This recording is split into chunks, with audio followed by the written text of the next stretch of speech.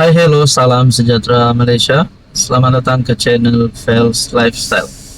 Tuan-tuan dan puan yang saya amat hormati, terima kasih kerana terus setia dan terus bersama di dalam channel ini. Saya telah mendapat maklumat, sahihkah, tidak sahihkah, saya tidak tahu. Tapi saya telah menerima satu caption ataupun satu input yang berkata, Perikatan Nasional boleh hilang 20 sehingga 25 kerusi panas. Sekiranya kerajaan perpaduan hari ini, kerajaan PHBN dipimpin oleh Anwar Ibrahim Zaid Hamidi, kekal bekerja sama bagi mendepani pilihan raya umum ke-16. Saya telah mendapat banyak komen pandangan daripada netizen, daripada viewers, daripada subscriber, daripada rakan-rakan. Mereka kata kerajaan PHBN ini boleh kekal. Ada juga kata PN boleh tumbangkan Anwar. Tapi pada akhirnya kita nantikan sajalah pilihan raya umum ke-16 nanti. Tapi saya telah mendapat satu maklumat ini daripada Facebook dengan gambar artikel berita. Belakangnya adalah Hamzah Zainuddin dengan tajuk PN hanya terbuka kerjasama dengan UMNO demi masa depan rakyat, kata Ketua Pembangkang Hamzah Zainuddin yang juga antara kepimpinan tertinggi Bersatu. Saudara-saudara yang saya amat hormati, andai kata PN terbuka kerjasama dengan UMNO dan UMNO pula akan terbuka kerjasama dengan PN, bagaimana pula dengan Kerajaan Perpaduan, bagaimana pula dengan gabungan PHBN hari ini? Menurut caption ini, di dalam caption ini dikatakan 20 hingga 25 kerusi panas Perikatan Nasional boleh hilang jika Pakatan Harapan Barisan Nasional kekal bekerja sama untuk PRU 16. Itu yang panas bontot tuh menurut caption ini. Jadi saudara-saudara, adakah dengan ini bagi mengelak kehilangan 20 hingga 25 kerusi ini, PN ataupun melalui Bersatu ataupun mungkin melalui PAS akan bekerja sama dengan UMNO untuk membentuk kerajaan baharu? Berkaitan dengan ini, apa komen Anda, saudara-saudara? Halo semua, salam sejahtera Malaysia. Selamat datang ke channel Fels Lifestyle. Terima kasih tuan-tuan dan puan karena terus setia dan terus bersama di dalam channel ini. Saudara-saudara yang saya amat hormati, apa yang berlaku kepada kepimpinan Perikatan Nasional dan terutamanya kepada kepimpinan Parti PAS yang dipimpin oleh Hadi Awang, Presiden PAS sendiri, setelah kekalahan baru-baru ini pada PRK Dun Air Kuning. Mungkin sudah ramai yang tidak lagi update tentang cerita tentang keputusan PRK Dun Air Kuning. Hanya hangat pada ketika sebelum pilihan raya dan pada ketika pemilihan pada hari pengundian. Nah, pada akhirnya selepas kemenangan besar calon kerajaan, calon Barisan Nasional pada PRK Dun Air Kuning baru-baru ini, apa yang berlaku kepada PAS? Apa yang berlaku kepada Hadi Awang? Rupanya dalam satu berita menyatakan, selepas kalah PRK, Hadi Awang lepas geram dengan dalilnya sendiri. Artikel daripada Harapan Daily. Baca tulisan Haji Hadi, dengar pula ucapan PMX di Majlis Tilawah, terus rasa keliru. Di satu sisi, tokoh dipanggil ulama, tapi tulisannya penuh marah dan emosi kerana kalah di air kuning setelah babi ditunggang. Di satu sisi lagi, pemimpin negara yang sering dilabel buruk oleh penyokong PAS bagi ucapan, tapi ucapan nasihatnya penuh hikmah, tenang dan menjaga akhlak. Bila PAS kalah, Haji Hadi segera tuduh pengundi tak istiqamah dengan Islam. Waktu PAS DAP 1 camp, sibuk juga Hadi mempersuci DAP, berpelukan, genggam tangan, erat-erat macam tak mahu lepas. Semuanya ada rekod. Sekarang Haji Hadi tafsir agama secara sempit, mengelirukan, disulami dengan ayat-ayat Al-Quran untuk menyalahkan DAP dan abaikan sekutunya gerakan. Haji Hadi salahkan DAP perihal ternakan babi di Perak.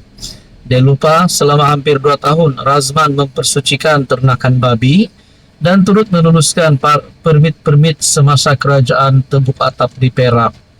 Pas tunggang isu ini untuk cetuskan api perkauman, walaupun peternak babi dah berada di situ sejak 50 tahun dan penempatan baru pula di Mina, semakin hampir ke situ saban tahun. Tafsiran agama diselewengkan, tidak dinafikan. Ulama kontemporeri ada berpandangan mengundi boleh menjadi wajib dalam sesetengah keadaan, tetapi mereka tidaklah sehingga menjadikan fardu ain secara mutlak seperti haji hadi. Apatah lagi tiada dalil qat'i mewajibkan undi pas seperti coba digambarkan. Lebih banyak hal memudaratkan berlaku zaman pas Tebuk Atap berbanding banyak maslahat ummah dicapai di zaman madani kini. Nah, saudara-saudara, saya tidak mau bercakap banyak tentang perkara ini. Adakah dengan kenyataan-kenyataan hadi, adakah dengan tindakan-tindakan pas ini boleh menyebabkan kejatuhan hadi sendiri?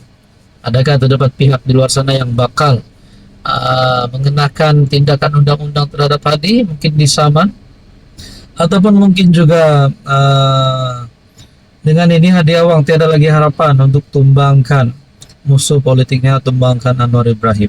Nah, saudara-saudara, apa komen Anda? Hai, hello, salam sejahtera Malaysia. Selamat datang ke channel Fels Lifestyle.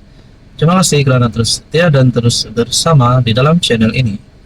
Tuan-tuan dan puan-puan yang saya amat hormati, saudara-saudara, adakah terdapat isu dalaman di dalam gabungan Barisan Nasional di antara UMNO, MCA dan MIC? Kenapa sebelum ini kita ada dengar berita di mana kepimpinan daripada parti komponen dalam Barisan Nasional ada yang sampai bekas pemimpinnya masuk Parti Bersatu. Nah, berkaitan dengan MCA, saya pun tidak tahu apa isu dalaman yang berlaku di antara parti-parti komponen di dalam Barisan Nasional. Ada satu berita yang menyatakan agenda kaum dan agama oleh UMNO, punca MCA, MIC merosot. Nah, sama ada MCA ataupun MIC yang kini di dalam komponen Barisan Nasional.